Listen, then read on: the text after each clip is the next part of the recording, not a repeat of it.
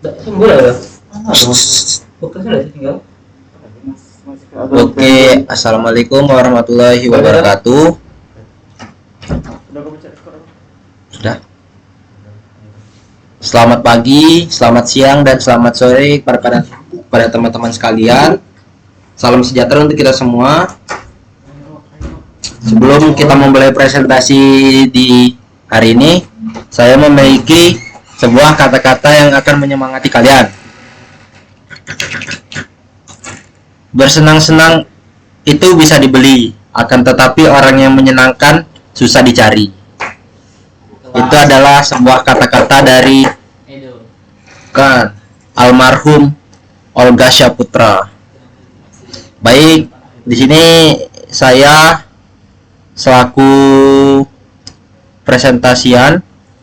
Nama saya Dwi Rida Oledani dengan NIM B1B1 22031 dari Prodi Ilmu Pemerintahan Fakultas Hukum Universitas Jambi. Di sini kita masuk ke materi tentang DPD atau Dewan Perwakilan Daerah. Sebelum kita masuk ke inti masalah, kita harus mengetahui latar belakang dari sebuah Dewan Perwakilan Daerah ini seperti apa. Dewan Perwakilan Daerah Republik Indonesia sebelum 2004 disebut Fraksi Utusan Daerah, adalah lembaga tinggi negara dalam sistem ketatanegaraan Indonesia yang anggotanya merupakan perwakilan dari setiap provinsi yang dipilih melalui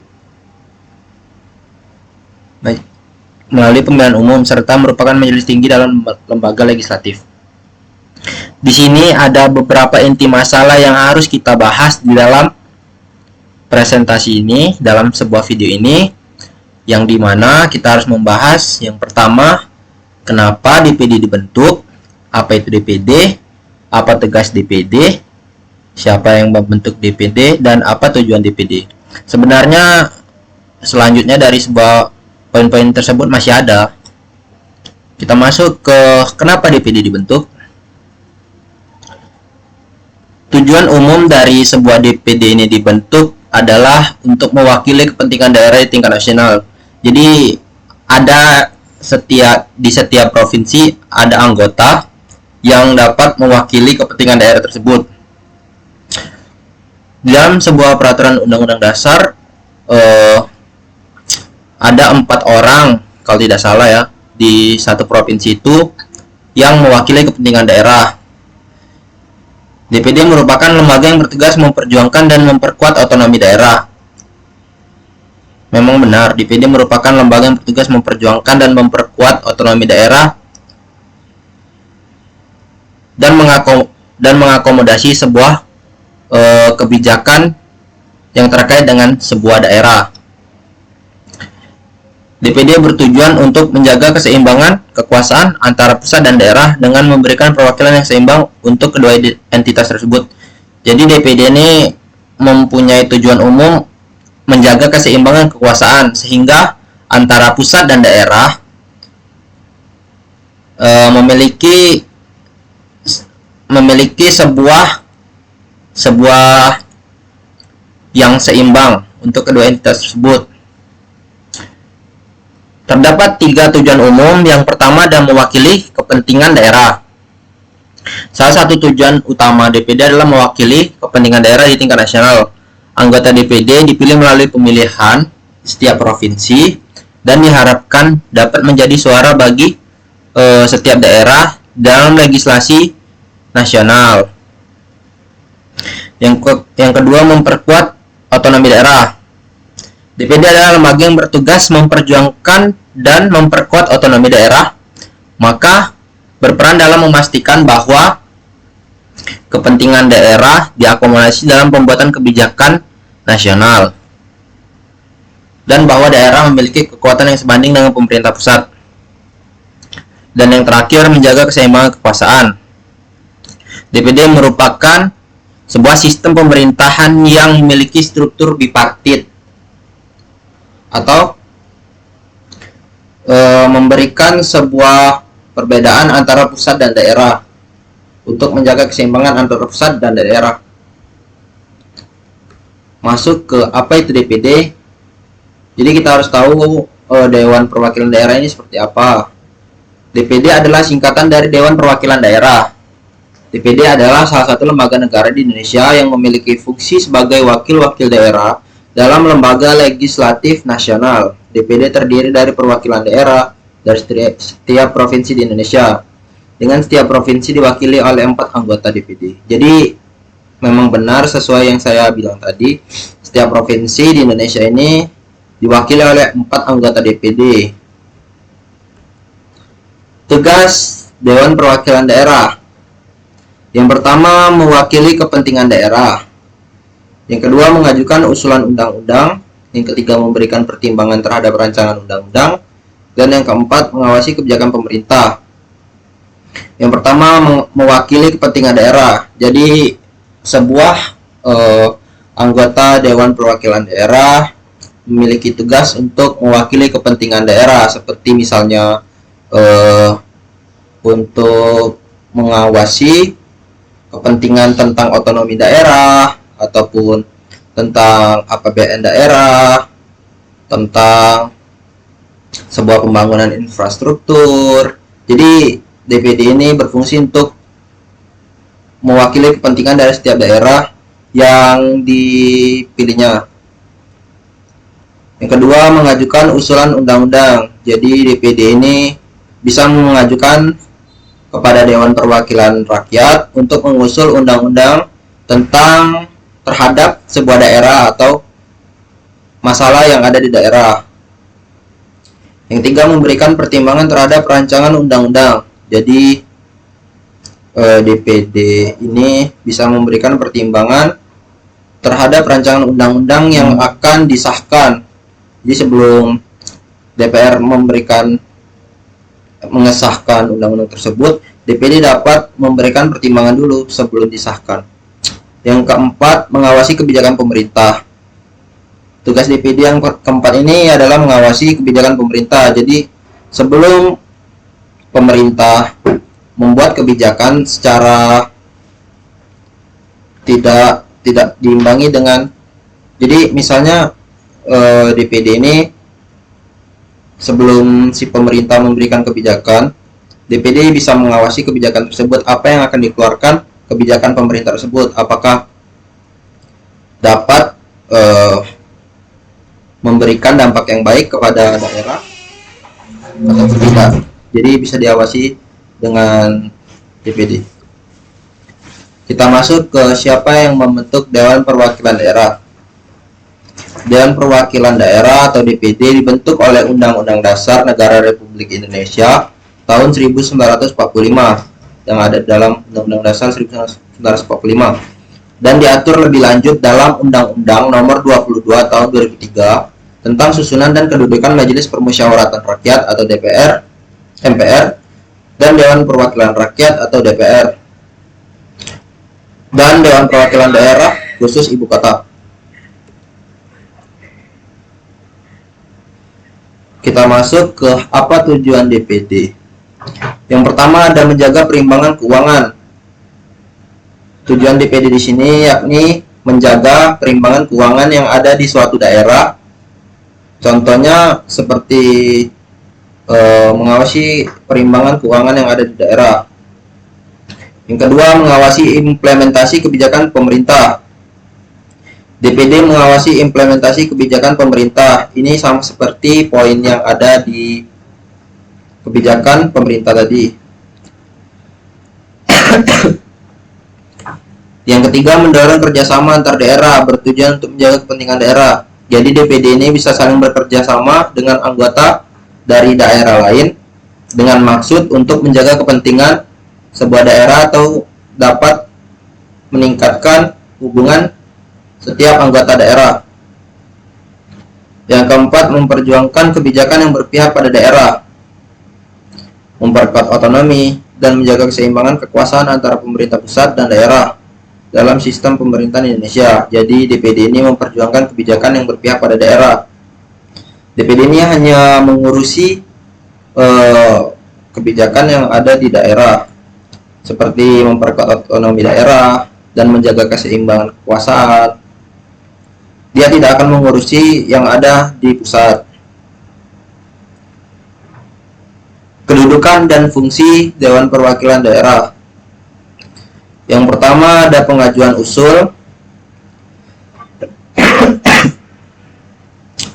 Pengajuan usul tersebut yakni Dewan Perwakilan Daerah bisa mengajukan usul kepada pemerintah ataupun Dewan Perwakilan Rakyat tentang rancangan undang-undang ataupun kebijakan terhadap daerah. Yang kedua, pengawasan atas pelaksanaan dalam undang-undang.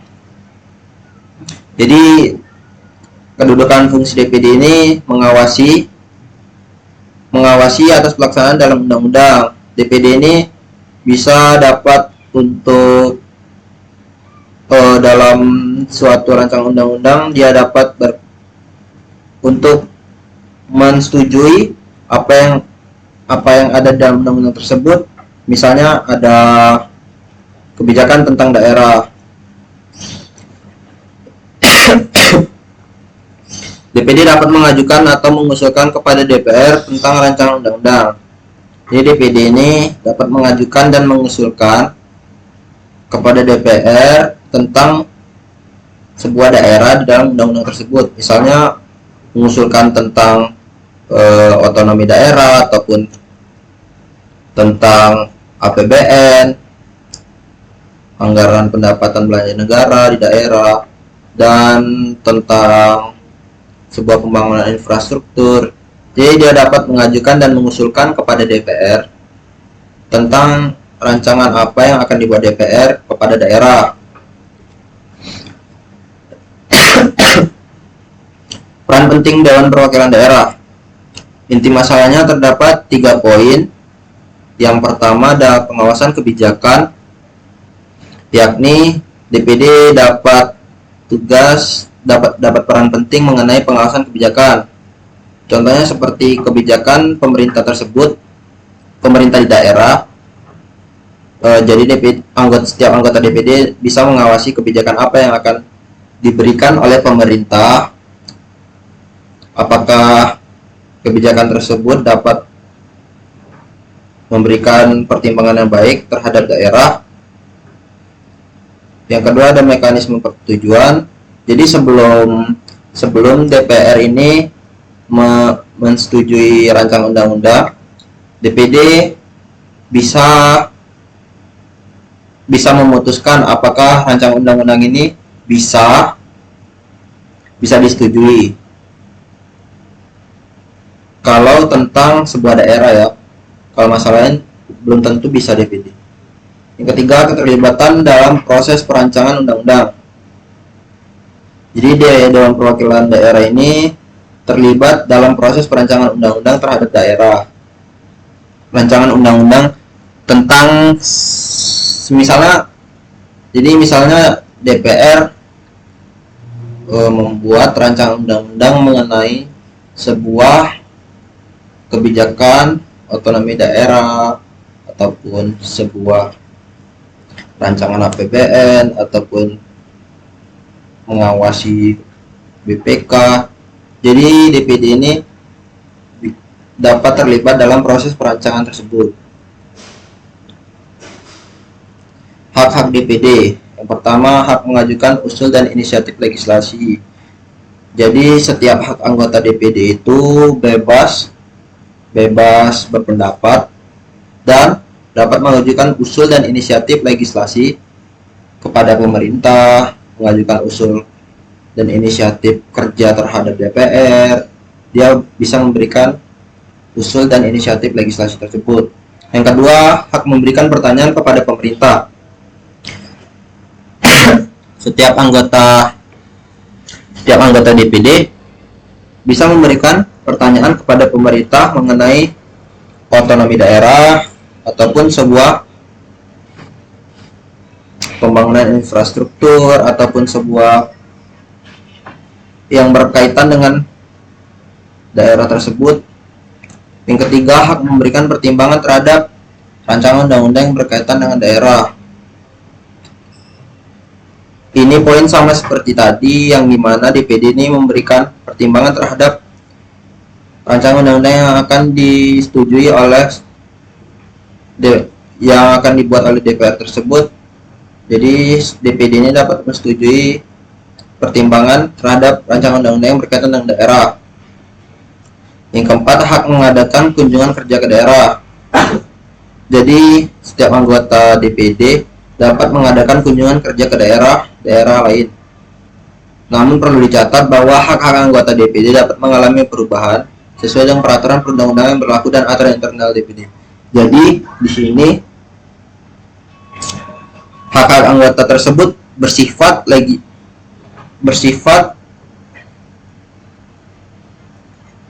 fleksibel. Fleksibel itu dimana sebuah hak tersebut bisa berubah sesuai dengan peraturan undang-undang yang berlaku dan aturan internal DPD itu sendiri. Jadi setiap hak itu bisa berubah sesuai perundang-undangan dan aturan tersebut. Masuk ke hubungan DPD dan Dewan Perwakilan Rakyat. Yang pertama, fungsi legislatif, di mana DPD memiliki fungsi legislatif kepada DPR. Yang kedua, komposisi. Saya kurang mengerti sih komposisi ini hubungannya seperti apa dengan DPD dan DPR ini, karena saya kurang mengerti. Yang ketiga, pembagian tugas dan wewenang. Nah, jadi hubungan DPD dan DPR ini masuk ke pembagian tugas dan wewenang, yang dimana kalau berkaitan dengan sebuah daerah, pembagian tugas dan wewenang ini bisa bekerja sama untuk merancang rancangan undang-undang tentang sebuah daerah. Jadi pembagian tugasnya bisa hampir masuk kepada DPD. Yang keempat, rapat bersama. DPD dan DPR memiliki jadwal rapat bersama, mungkin saya tidak tahu juga. Susunan dan keanggotaan DPD. Anggota DPD dari setiap provinsi ditetapkan sebanyak 4 orang. Jumlah seluruh anggota DPD tidak lebih dari setengah 1/3 jumlah anggota dari DPR. Keanggotaan dari DPD diresmikan oleh keputusan dari Presiden. Anggota DPD berdomisili pada daerah pemilihannya dan selama sidang bertempat tinggal di ibu kota negara Republik Indonesia. Jadi sebuah anggota DPD lebih sedikit dari anggota DPR, yang dimana ini mengatakan 1/3. Semisalnya ada 90 orang anggota DPR, kemungkinan di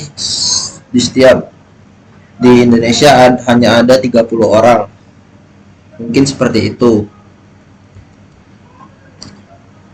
Di sini saya membuat 3 gambar.